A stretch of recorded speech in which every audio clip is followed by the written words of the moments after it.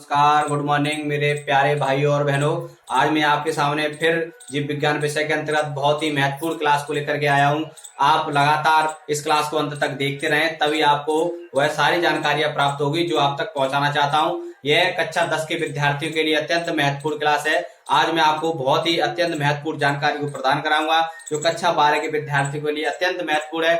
और उन सभी लोगों का बहुत बहुत हार्दिक स्वागत करता हूं अपने YouTube चैनल पर जो मुझसे जुड़े हुए हैं और यह सारी जानकारियां जो प्राप्त कर रहे हैं, जो मैं उन तक पहुंचा रहा हूं। यह कक्षा 12 के विद्यार्थियों के लिए अत्यंत महत्वपूर्ण आज की क्लास है। आज की क्लास का जो मुख्य विषय है वह है जनन स्वास्थ्य, जिसको बोलते हैं रिप्रोडक्टिव हेल्थ। यानी कि आज मैं आपको जनन से संबंधित जितने भी महत्वपूर्ण बिंदु हैं उनको सबको समझाऊंगा।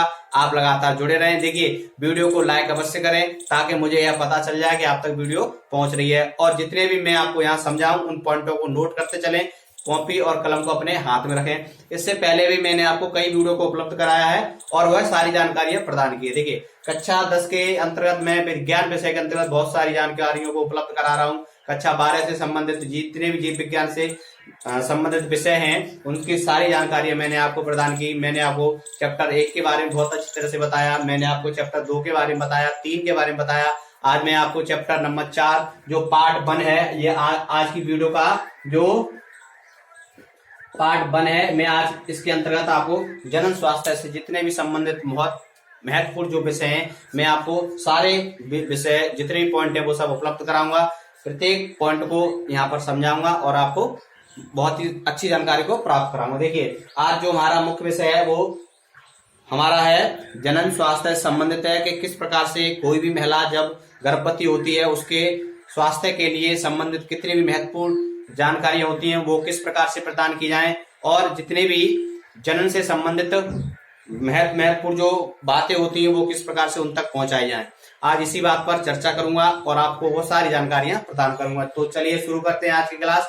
आज की क्लास जैसा आप देख रहे हैं, इससे ही आपको बहुत अच्छी तरह से समझ में आ रहा होगा जो जनन स्वास्थ्य है इसके ही संबंधित आज बात होगी और मैं आपको यही बहुत अच्छी तरह से समझाऊंगा। देखिए, जनन स्वास्थ्य से तात्पर्य शारीरिक, देखिए जनन स्वास्थ्य से तात्पर्य शारीरिक, भावनात्मक, व्यवहारात्मक और सामाजिक। ये जो 4 पॉइंट हैं आपका शारीरिक है, भावनात्मक है, व्यवहारात्मक है और सामाजिक है। ये सब जनन स्वास्थ्य के अंतर्गत आते हैं। यानी कि शारीरिक यदि विकास अच्छा होगा, शारीरिक मानसिक स्थिति बहुत अच्छी होगी तो जनन स्वास्थ्य है, जो भी जनन की प्रक्रिया है वो सुचारू रूप से बहुत अच्छी तरह से चलती रहेगी। भावनात्मक, जो आपके अंदर जो भावनाएं हैं, किस प्रकार की भावनाएं हैं, उससे भी जनन स्वास्थ्य पर बहुत बड़ा प्रभाव पड़ता है। व्यवहारात्मक, आपका व्यवहार कैसा है, आप किस प्रकार के व्यवहार को समझते हैं तथा आप किस प्रकार के व्यवहार को प्राप्त करना चाहते हैं, ये भी बहुत ही महत्वपूर्ण होता है, जनन के स्वास्थ्य से संबंधित है। और सामाजिक, यानी आप किस प्रकार के समाज में रह रही हैं, आप किस प्रकार के वातावरण में रह रही हैं, इसका भी प्रभाव अत्यधिक उन सभी जनन स्वास्थ्य से संबंधित जितने भी बिंदु हैं, महत्वपूर्ण जो विषय उन सब पर पड़ता है। तो देखिए, ये इससे स्वास्थ्य है, यानी कि शारीरिक, भावनात्मक, व्यवहारात्मक, सामाजिक स्वास्थ्य से है। जनन स्वास्थ्य का तात्पर्य शारीरिक, इन सभी चीजों से।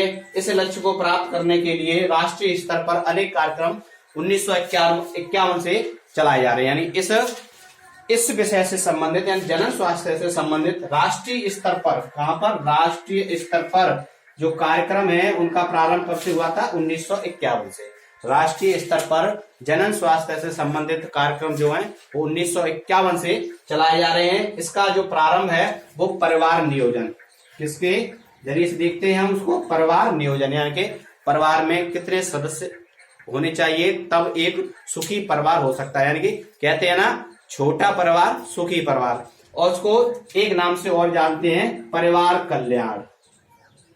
परिवार कल्याण, देखिए, यानी कि परिवार कल्याण, जो छोटा परिवार होगा, सुखी परिवार होगा तो उसका अच्छी तरह से पालन पोषण भी होगा। तो यानी कि ये जो परिवार नियोजन है इसके रूप में भी जानते हैं।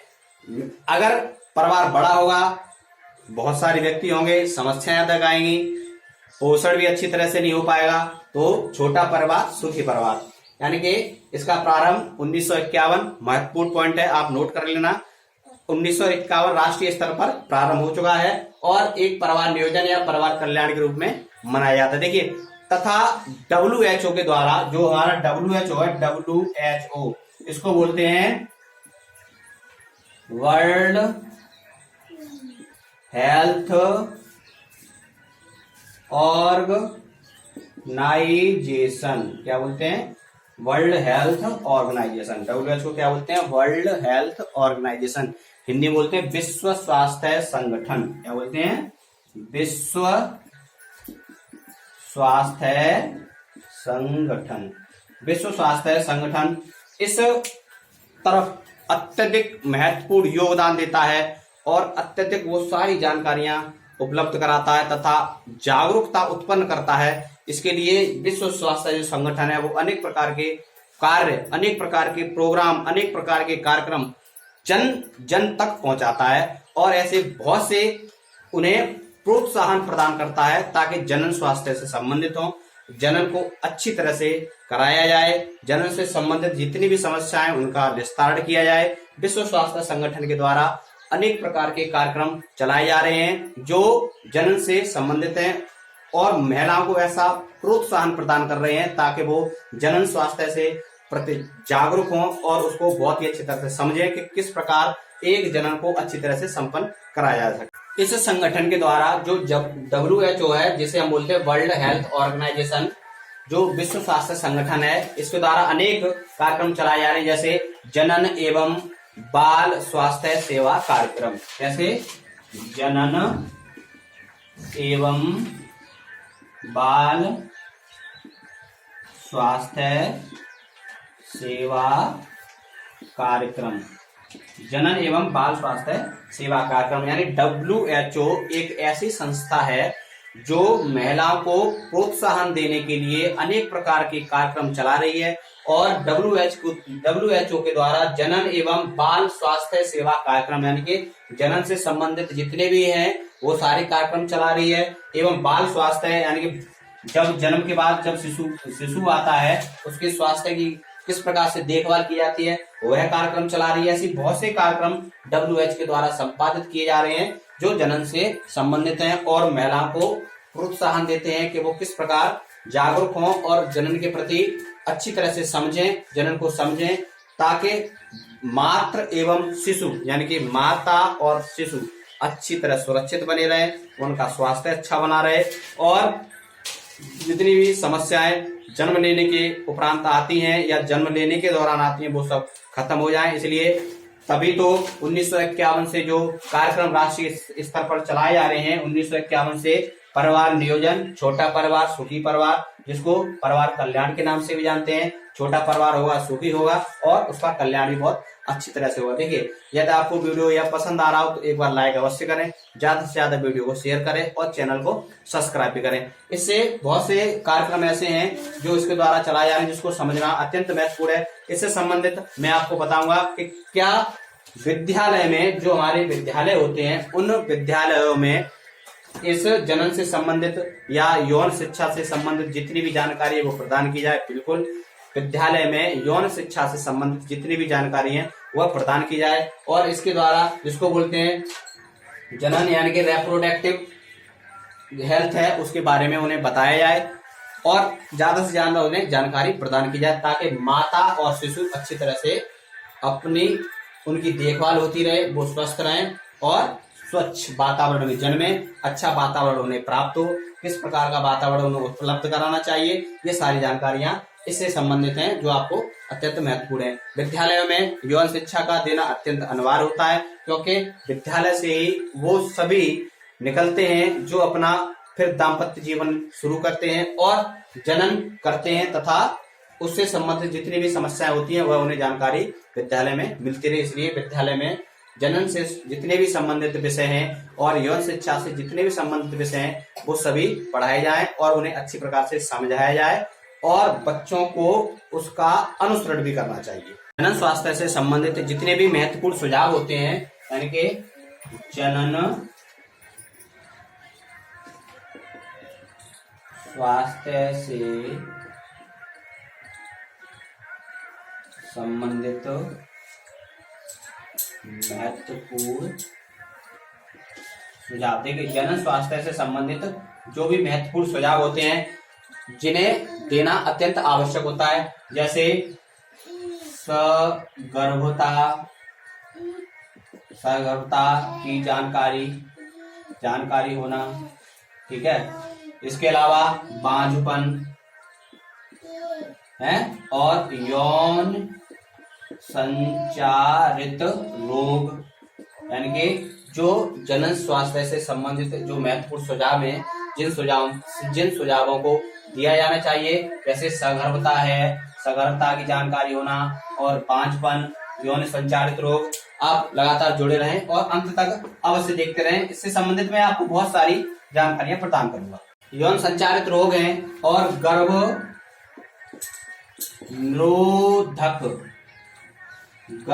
निरोधक तथा इससे संबंधित जितने भी जानकारी है वह भी प्रदान की जाए। इसके अलावा प्रसव होता है, प्रसव से संबंधित भी जानकारी प्रदान की जाए, यानी कि जो जनन स्वास्थ्य से संबंधित जो महत्वपूर्ण सुझाव है वह सगर्भता की जानकारी होना, बांझपन, इससे भी इसकी भी जानकारी होना, किस प्रकार से बांझपन होता है, वो किस प्रकार होता है, तथा यौन संचारित जो रोग होते हैं किस माध्यम से फैलते हैं उनकी भी जानकारी होना, गर्भ निरोधक एवं प्रसव, ये सारी जानकारी आपको जनन स्वास्थ्य के अंतर्गत जो महत्वपूर्ण पहलू हैं इनसे जानकारी प्राप्त करनी चाहिए। और इसकी सारी जानकारी उन सभी महिलाओं को प्रदान की जाए, उन सभी जो जनन करते हैं उनको अच्छी तरह से प्रदान किया जाए, ताकि वो अच्छी तरह से अपना जनन कर सकें और उन्हें कोई भी समस्या जनन से संबंधित ना आए। और ये सारी जानकारी आपको एक चिकित्सीय माध्यम के द्वारा प्राप्त हो सकती है। देखिए, जनन जब कोई महिला सगर्भता यानी कि गर्भ धारण करती है तो चिकित्सीय परामर्श करती रहेगी तो उसको ज्यादा समस्या नहीं आएगी, तथा और जो यौन संचारित रोग हैं वो किस प्रकार से फैलते हैं इसकी भी जानकारी उन्हें मिलती रहे, ताकि यानी कि विद्यालय में यौन शिक्षा का होना अत्यंत अनिवार्य है। और ये सारी जानकारियां विद्यालय में जो युवा वर्ग है उसको प्रदान की जाएं। जो गर्भ निरोधक जितने भी उपाय होते हैं वो किस प्रकार से अपनाए जाएं, प्रसव के दौरान कितनी समस्याएं आती हैं तथा उनसे किस प्रकार निजात पाई जाती है, ये सारी जानकारियां आपको एक चिकित्सीय माध्यम के द्वारा प्राप्त होती है। और जब कोई महिला गर्भ धारण करती है तो लगातार चिकित्सीय संपर्क में, चिकित्सकों के संपर्क में रहती है, डॉक्टरों के संपर्क में रहती है, तो उसे ज्यादा फिर जनन करने में कोई या प्रसव करने में कोई ज्यादा परेशानी नहीं होती है। देखिए, अब ये तुम्हारा ये एक पॉइंट है गर्भ निरोधक। देखिए, क्या गर्भ निरोधकों का जो प्रयोग है वो न्यायोचित है, यानी कि गर्भ निरोधकों का प्रयोग न्यायोचित है। देखिए, अब आप ये देखिए, क्या गर्भ निरोधकों का प्रयोग न्यायोचित है, यानी कि ये न्याय है, क्या गर्भ जो निरोधक होते हैं उनका प्रयोग करना चाहिए? हाँ, गर्भ निरोधकों का प्रयोग अवश्य करना चाहिए। यदि किसी भी परिवार में, या मान लीजिए यदि जनसंख्या अधिक होगी तो जनसंख्या अधिक होने के कारण काफी परेशानियां उत्पन्न हो जाती है, शिक्षा का अभाव हो जाता है, पोषण का अभाव हो जाता है, रहने खाने पीने की जितनी भी व्यवस्थाएं होती हैं वो सारी दुर्लभ हो जाती हैं, बहुत ही मुश्किल होती है। इसलिए गर्भ निरोधक का जो प्रयोग है वो न्यायोचित माना गया है, यानी कि इनका प्रयोग अवश्य करना चाहिए।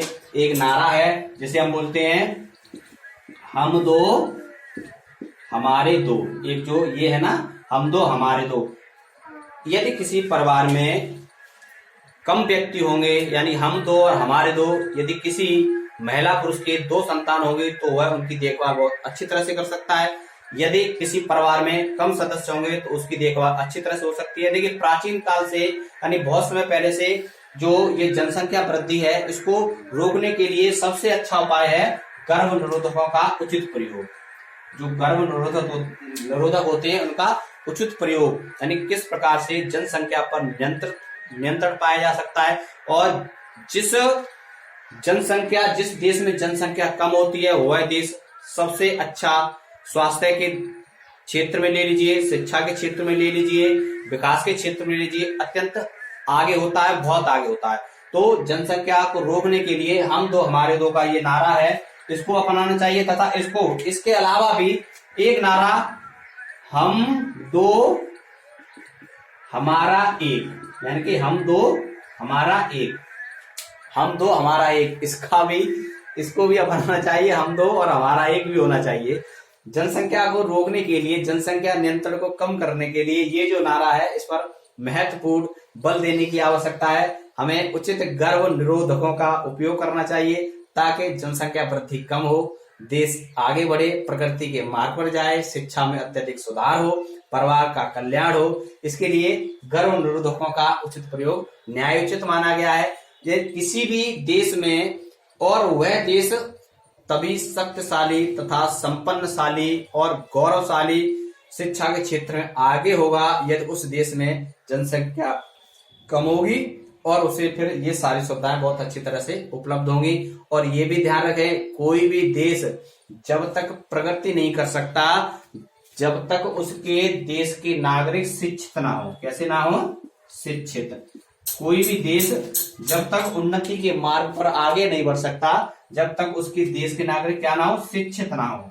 और शिक्षा तभी मिल सकती है जब उस देश की जनसंख्या नियंत्रण में होगी, काबू में होगी। आगे आने वाली जितनी वीडियो है मैं आपको बहुत अच्छी तरह से समझाऊंगा कि किस प्रकार से जनसंख्या बढ़ रही है उसको काबू में किया जा सकता है। एक मैंने उपाय आपको बताया, गर्भ निरोधकों का न्यायोचित प्रयोग करके, हम दो हमारे दो या हम दो हमारा एक, इसका नारा दे करके जनसंख्या नियंत्रण पर काबू पाया जा सकता है। तथा जिस देश में शिक्षित व्यक्ति अधिक होते हैं वह देश अत्यधिक प्रभावशाली होता है, अत्यधिक विकसित होता है और उन्नति के मार्ग पर आगे बढ़ता है। आज मैंने आपको बहुत ही महत्वपूर्ण जानकारी दी। जितने भी इससे संबंधित पॉइंट है मैं पार्ट 2 में जो उसकी वीडियो है उसमें लेकर के आऊंगा और सारी आपको जानकारी प्रदान करूंगा कि कौन सी ऐसी विधियां हैं जिनको अपनाया जाए जनसंख्या वृद्धि को कम करने के लिए, ताकि शिक्षा के क्षेत्र में किस प्रकार सुधार हो सके और हम और हमारा देश उन्नति के मार्ग पर आगे बढ़ सके।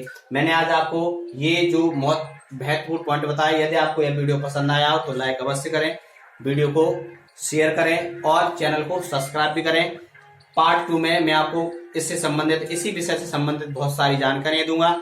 ये जो कक्षा 12 के जीव विज्ञान के विद्यार्थियों के लिए अत्यंत महत्वपूर्ण है तथा कक्षा 12 की जो भी गृह विज्ञान से संबंधित बालिकाएं हैं, जो गृह विज्ञान पढ़ने वाले हैं, यह जो विषय है उनके लिए भी बहुत ही महत्वपूर्ण है। कक्षा 10 के विद्यार्थियों के लिए अत्यंत महत्वपूर्ण है।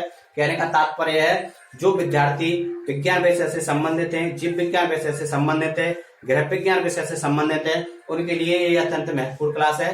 पार्ट 1 में मैंने बताया, आज की क्लास के बारे में बहुत अच्छी जानकारी प्रदान की। पार्ट 2 में भी आपको मैं बहुत सारी जानकारी प्रदान करूंगा। वीडियो को लाइक, शेयर और चैनल को सब्सक्राइब अवश्य करें। धन्यवाद।